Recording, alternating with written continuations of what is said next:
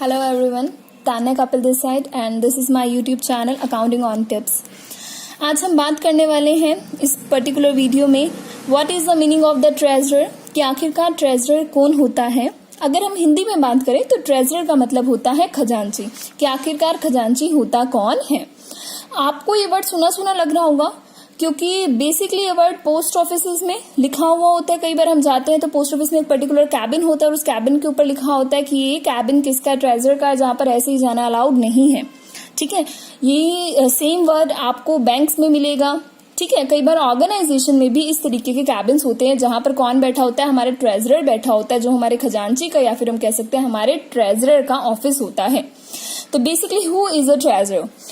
Officer who is responsible for the management of the cash. एक ऐसा officer हमारी organisation में जो कि रिस्पॉन्सिबल है हमारे कैश को मैनेज करने के लिए, कैसे मैनेज करने के लिए, एफिशिएंटली और we can say that rationally management of cash. ठीक है, ये ड्यूटी हम जिसको देते हैं उस पर्सन का क्या नाम होता है, is known as treasurer.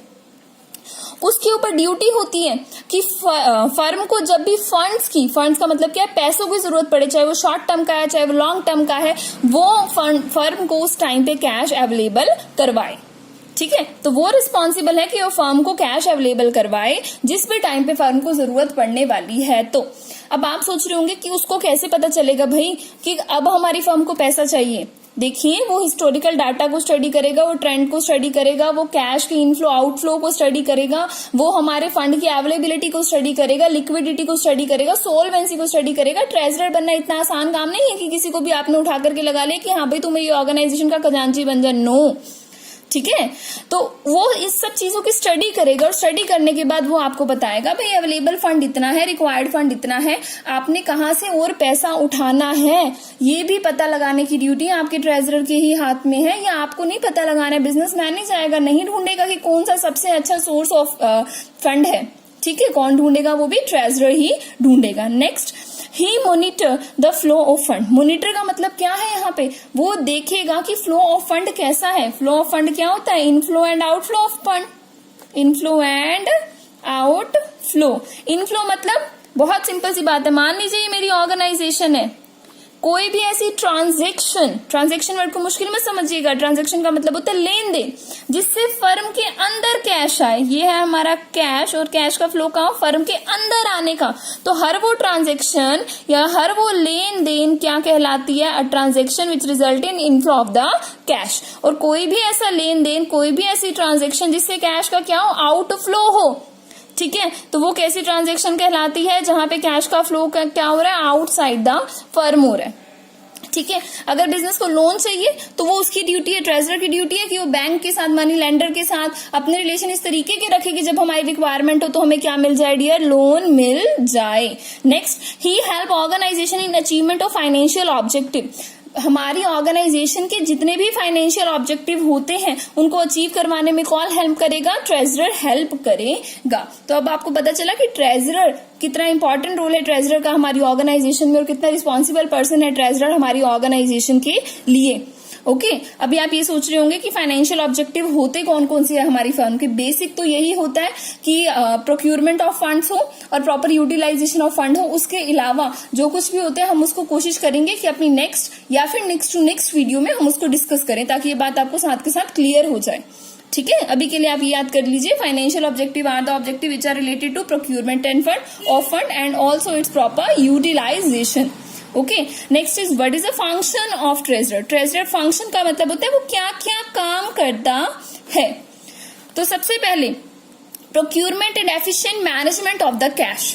Procurement का मतलब होता है जब कैश की जरूरत हो तो वो टाइमली कैश को अवेलेबल करवा दे हमारी ऑर्गेनाइजेशन में, और उसका एफिशिएंट मैनेजमेंट का मतलब है उसको अच्छे से रखे ताकि लिक्विडिटी, सॉल्वेंसी हमारी ऑर्गेनाइजेशन की क्या रहे, मेंटेन रहे।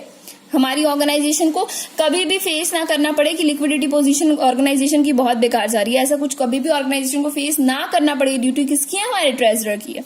Next is the management of marketable security. Marketable security are दो security which are near to the cash, जो किसी भी टाइम कैश में कन्वर्ट हो सकती है, उसका मैनेजमेंट भी कौन करता है, हमारा ट्रेजरर। नेक्स्ट, हेल्प या फिर assist in receivable management. Receivable का क्या मतलब होता है, वो लोग जिन्होंने हमसे उधार लिया हुआ है। It is a part of current assets of our organisation.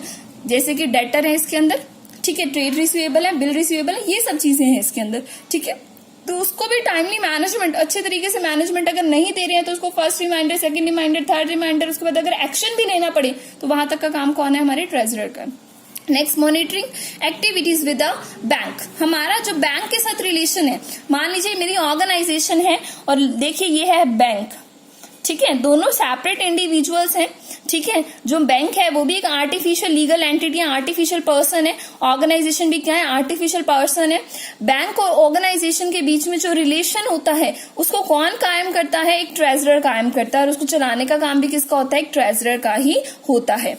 Next, इसके अलावा कुछ अदर फंक्शंस है जो एक ट्रेजरर करता है। क्या करता है, जब भी आपको अपना कैश बैंक में जमा करवाना होगा, कौन जाकर जमा करवाएगा, ट्रेजरर। जब भी निकलवाना होगा, कौन निकलवा के लाएगा, ट्रेजरर लाएगा।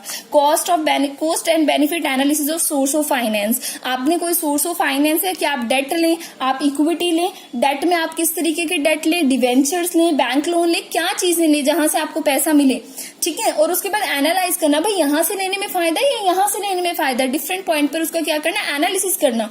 फिर बेस्ट अल्टरनेटिव को क्या कर लेना, चूज कर लेना। ये सब काम कौन करता है, ट्रेजरर ही करता है। Next, maintain liquidity. लिक्विडिटी का तो बड़ा सिंपल सा कंसेप्ट है कि हमारी ऑर्गेनाइजेशन में शॉर्ट टर्म की जो फाइनेंशियल कमिटमेंट्स है उसको पे करने के लायक जो पैसा होता है वो क्या होता है, हमारी लिक्विडिटी होता है। Next is the cash vouchers. Vouchers क्या होते हैं, एविडेंस ऑफ अ ट्रांजेक्शन। तो जो कैश वाउचर होते हैं वो भी कौन मेंटेन करता है, डियर हमारा ट्रेजरर ही करेगा, सिंपल सी बात है। गार्ड कैश का क्या मतलब होता है, वो सेफ गार्ड करता है हमारी ऑर्गेनाइजेशन के कैश को।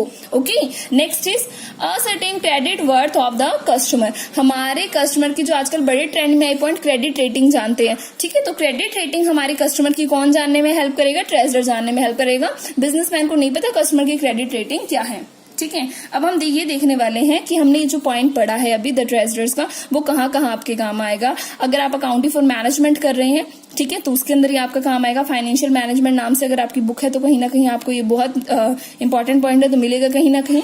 नेक्स्ट है अकाउंटिंग।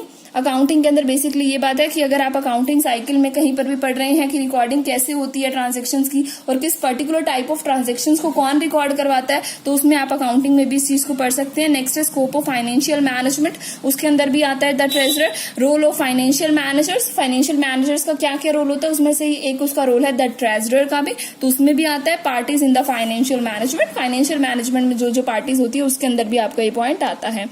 तो फिलहाल आज हम वीडियो यहीं खत्म कर रहे हैं। थैंक्स इस वीडियो को देखने के लिए।